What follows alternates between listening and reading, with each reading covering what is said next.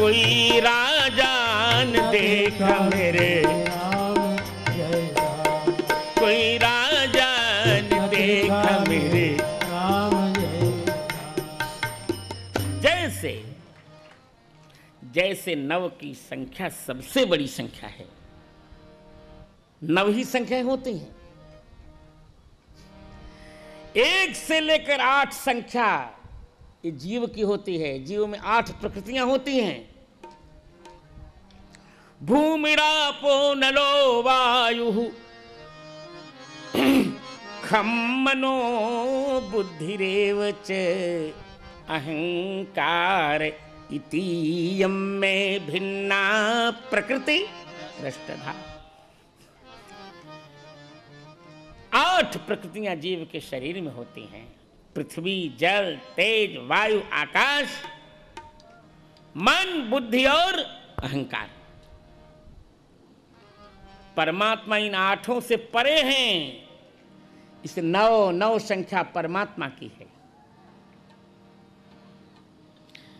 तो चूंकि भगवान राम परमात्मा है और परमात्मा की संख्या 9 है, अतः 9 की पूर्ण तिथि नवमी है। राम सो परमात्मा भवानी। जय हो। राम तो परमात्मा भवानी, राम सो परमात्मा भवानी। जय हो। राम सो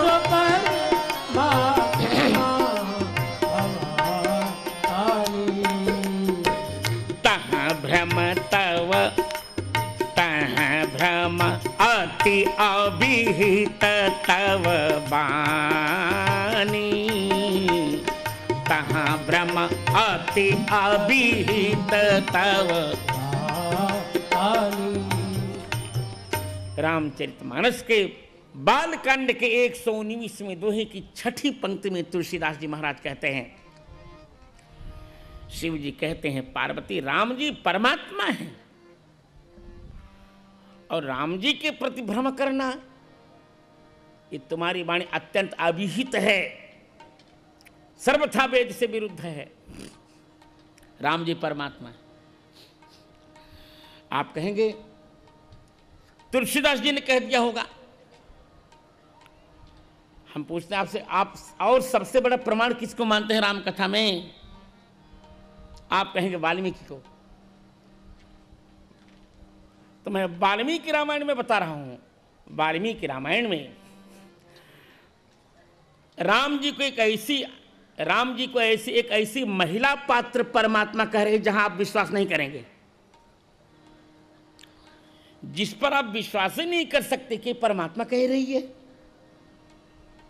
मैंने जानकर महिला पात्र शब्द चुना है। आप सभी जानते हैं श्री राम कथा का खलनायक आप जान ही रहे हैं। भले कुछ लोग महिमा मंडित करने के लिए उस पर व्याख्यान दे रहे हों, वो तो ठीक है। किसी की जीभ नहीं पकड़ी है किसी ने, बोलने दे जिसको जो बोले, लेट देम वर्क। परंतु श्री राम कथा का खलनायक कौन है आप जानते हैं? सभी जानते हैं। श्री राम कथा का खलनायक है कौन? रावण। रावण राक्षस है और उसकी पट्टमहिषी रावण की पटरानी, जिसको हम आप जान रहे हैं, उसका क्या नाम है? मंदोदरी। और मंदोदरी राक्षस की तो पत्नी है पर दानव की कन्या है। दानव कन्या है, राक्षस की पत्नी है और राक्षसों की मां भी है। ऐसी मंदोदरी राम जी को परमात्मा कह रही है वाल्मीकि रामायण में। रावण, अरे मंदोदरी का पति मर चुका, मंदोदरी का पति रावण मर चुका है और मंदोदरी विलाप कर रही है। विलाप के समय किसी को धैर्य रहता है? विधवा हो चुकी है मंदोदरी। राम जी के बाणों से रावण के 10 सिरों को कटा देख रही है मंदोदरी। राम जी के बाणों से रावण की 20 भुजाओं को छत बिच्छत देखती है मंदोदरी। ऐसे समय में जहां गंभीर से गंभीर व्यक्ति का धैर्य टूट सकता है, ऐसे संवेदनशील समय में मंदोदरी राम जी को परमात्मा कहती है वाल्मीकि रामायण में। व्यक्तमेश महायोगी परमात्मा सनातन है। व्यक्तमेश महायोगी परमात्मा सनातन है। श्रीवत्सवक्षा नित्य श्री रजय्य शाश्वतो विभो। मंदोदरी कहती है रावण को संबोधन करके, कह रहे रावण, तुम प्रभु श्री राम को नहीं समझ पाए। ये तो स्पष्ट रूप से महायोगी हैं, महानता योगिन ये न, जिनके कारण योगी जन महान बन जाते हैं। श्री राम जी परमात्मा हैं, श्री राम जी सनातन हैं। श्रीवत्सवक्षाः,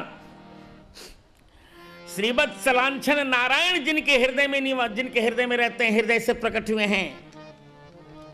नित्य श्री, श्री जी जिनके पास नित्य रहती हैं, अजय्य हैं, शाश्वत विभु, सर्वव्यापक परमेश्वर श्री राम जी परमात्मा हैं।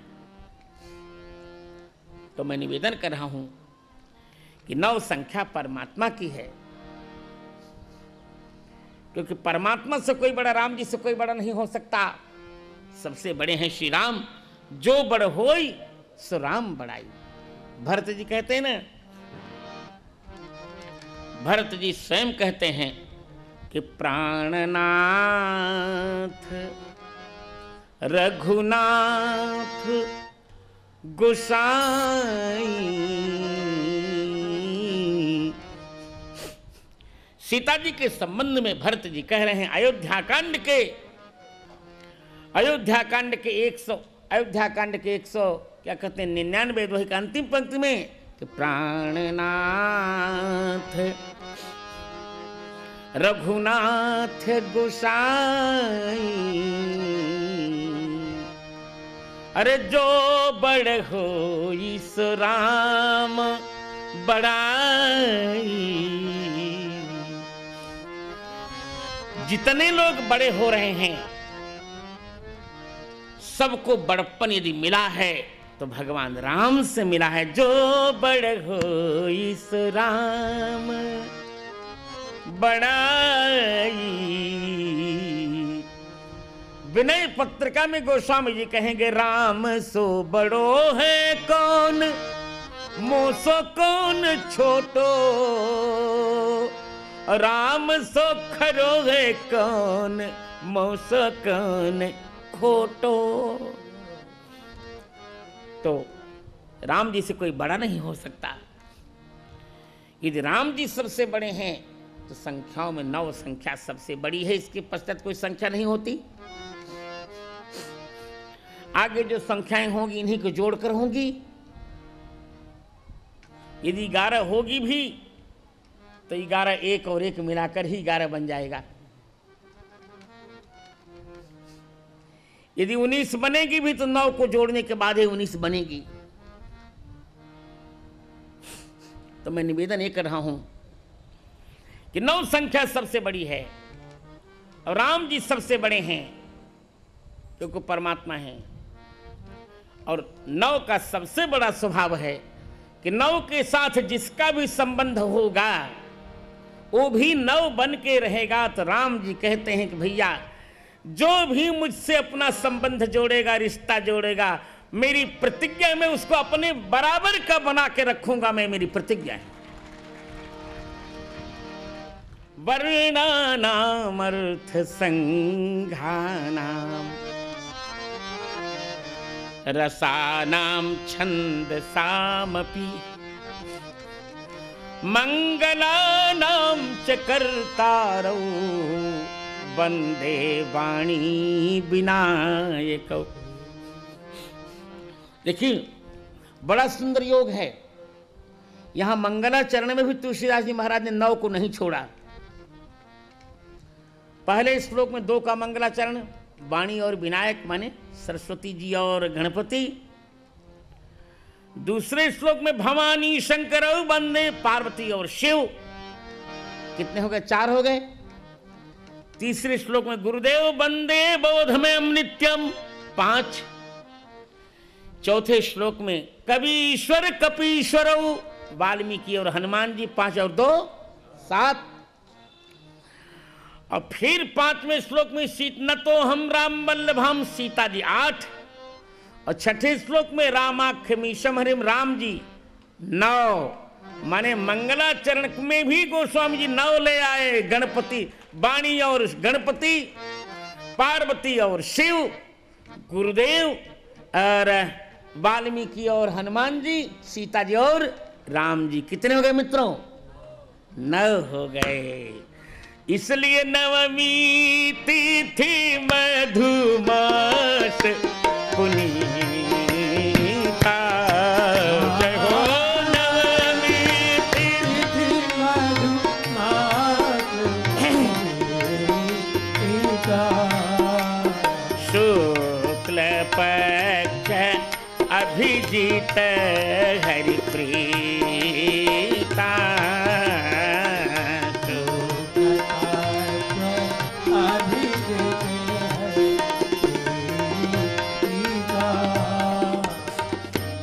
अद्भुत आनंद है गोस्वामी जी का।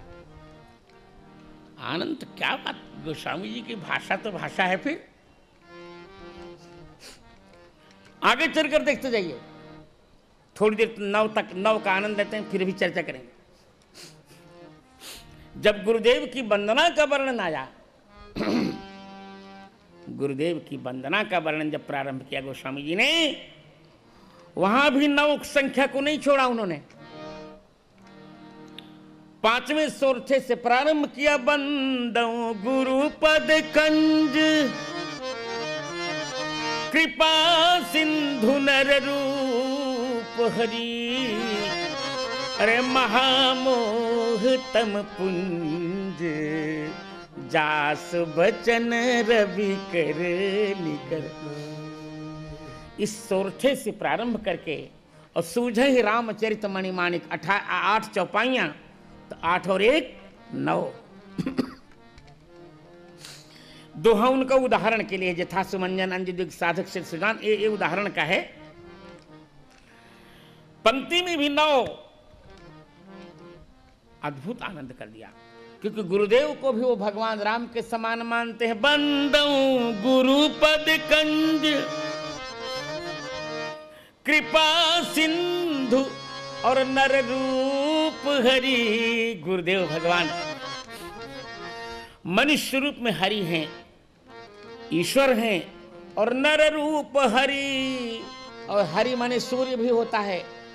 मनुष्य रूप में वर्तमान सूर्य नारायण हैं।